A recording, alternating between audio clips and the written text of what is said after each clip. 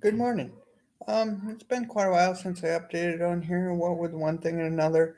Um, so I thought today I would start with some writing I did from the book of Ruth last month. It's called Ruth in November. We'll see where we go from here. God bless. Ruth's journey. Now it came to pass in the days when the judges ruled, there was a famine in the land, and a certain man of Bethlehem, Judah, went to sojourn in the country of Moab. He and his wife and his two sons. Ruth 1:1, King James Version. In the days when the judges ruled. This account begins in the closing days of the judges, a 400-year period of general anarchy and oppression when the Israelites were not ruled by kings, but by periodic deliverers whom God raised up when the nation sought him again. Notable among the judges were Gideon, Samuel, and Deborah. Each of these were raised up by God, not to rule as kings, but to lead Israel during a specific challenge, then to go back to obscurity.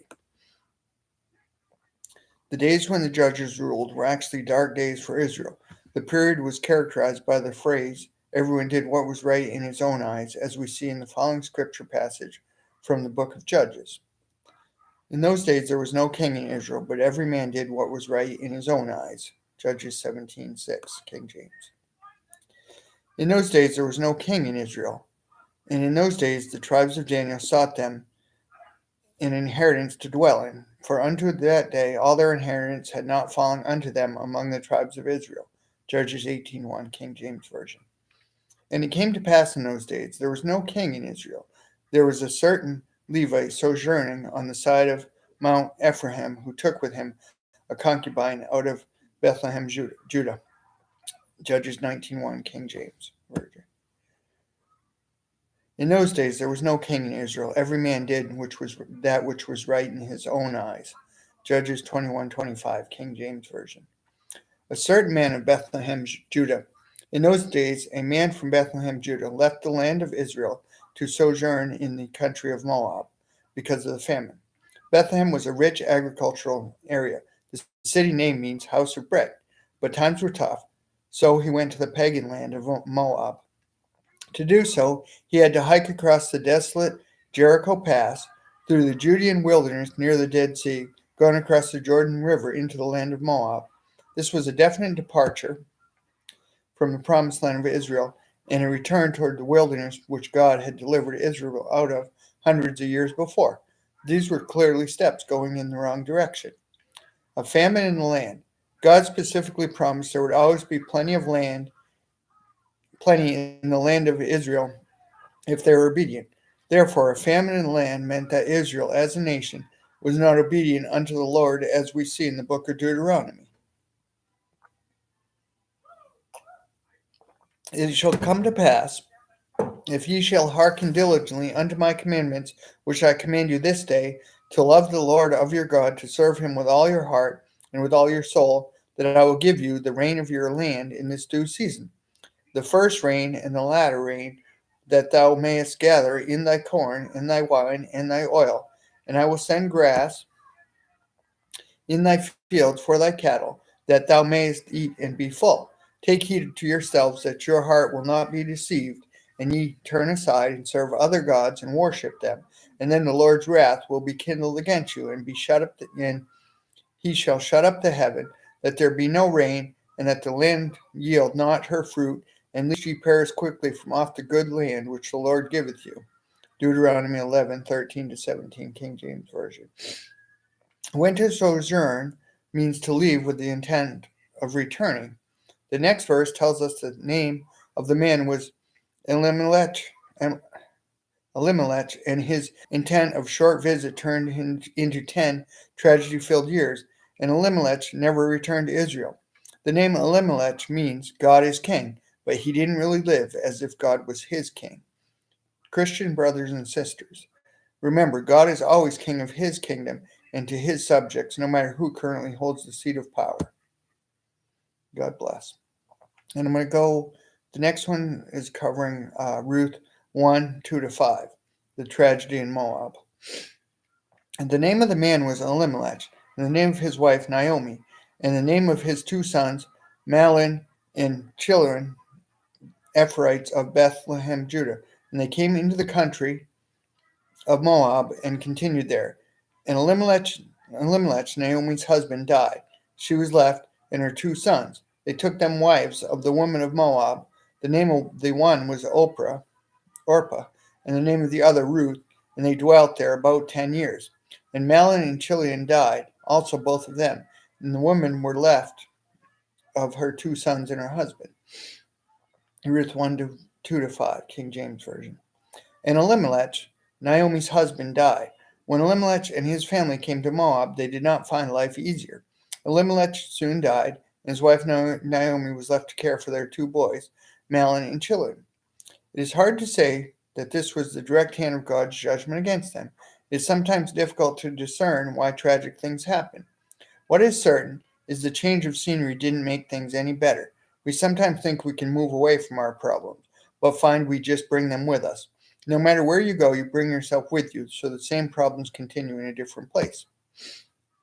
And they took them wives of the women of Moab. Mahlon and Chilion grew and took wives among the Moabite women, named Orpah and Ruth. Again, this was not in obedience to God. God commanded the Israelites to not marry among the pagan nations surrounding them. And Mahlon and Chilion died. As time went on, about 10 years, Naomi's sons died. So now there were 3 childless widows, Naomi and her 2 daughters-in-law, Orpah and Ruth. Biblical and historical scholars tell us that to be a childless widow was to be among the lowest, most disadvantaged classes in the ancient world. There was no one to support you. You had to live on the generosity of strangers. Naomi had no family in Moab and no one else to help her. It was a desperate situation. Christian brothers and sisters, who do you turn to in a crisis situation? When in doubt, turn to God. God bless. And I think I'm just going to slide into the next one, so to speak. Ruth 1 6 to 7. The 3 widows head back to Judah. There she arose with her daughters-in-law, that she might return from the country of Moab. For she had heard in the country of Moab how the Lord had visited his people in giving them bread. Wherefore she went forth out of the place where she was, and her 2 daughters-in-law with her, and they went on the way to return unto the land of Judah. Ruth 1 6 to 7, King James Version.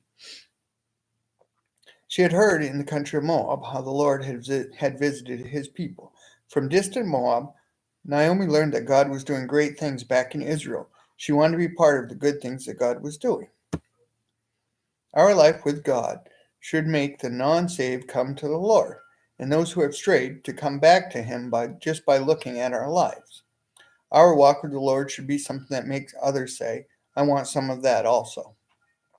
She went forth out of the place where she was. This set Naomi apart from many other people. Many heard of the good things God is doing in the lives of others and only wish they could have some of it, instead of you actually setting out to receive it.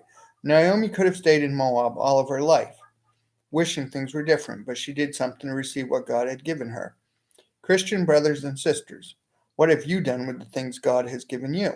Do you know if you receive his gifts fully, you will be blessed with so much more? God bless. Ruth 1 8 and 9. And Naomi said unto her 2 daughters-in-law, Go, return each of you to her mother's house. The Lord deal kindly with you as ye have dealt with the dead, and with me. The Lord grant that ye may find rest, each of you in the house of her husband. Then she kissed them, and they lifted up their voice and wept. So return each of you to her mother's house. By all common sense, this was the wise thing to do. Orpah and Ruth had stronger family ties in Moab than they did with Naomi, so it made sense for them to stay in Moab instead of going to a new land, Israel, with Naomi. The Lord deal kindly with you. The Lord grant that you may find rest. With these words, Naomi freely blessed them. She prayed they would remarry, each of you in the house of your husband. Naomi described marriage as a place of rest. The Lord grant you that ye may find rest, each of you in the house of her husband. God intends each marriage to be a place and source of rest, peace, and refreshment in life.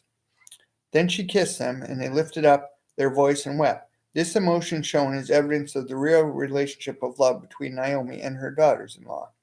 And now abide faith, hope, charity, these three. But the greatest of these is charity. 1 Corinthians 13:13, King James Version. God bless. And thank you very much for letting me do another video. And I hope to be able to do these more routinely. Hope you enjoyed and got a little something out of it. Thank you, and God bless.